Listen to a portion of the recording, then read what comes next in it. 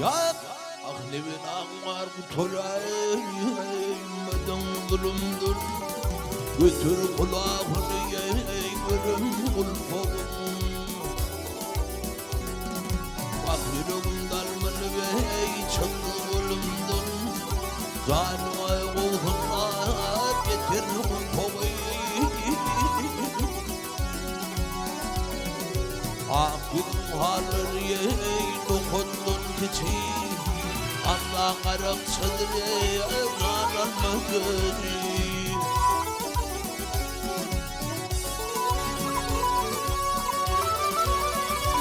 Ya Mecnun'u yanırdı, Mecnun'u yanırdı. Leyli'nin façını, Leyli'nin façını yağar artar bu kovuyu.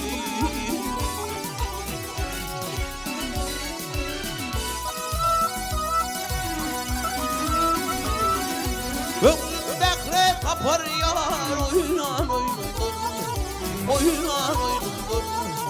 Yıkıl cennet ayıkıma gelir boynundan.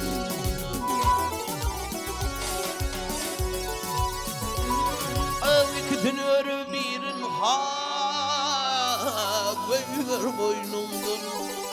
Yüreğinde ağrıyla düşür kovayı.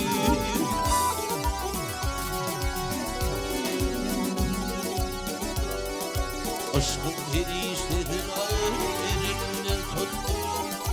Aşık olur manşum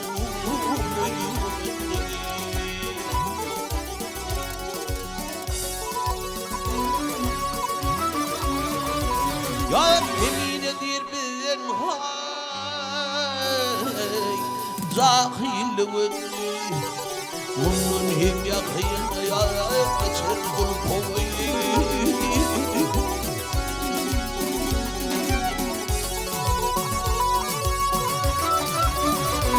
Ya yemin edir benden ha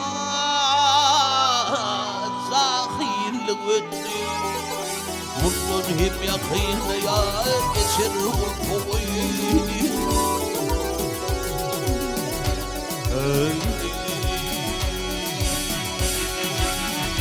Ha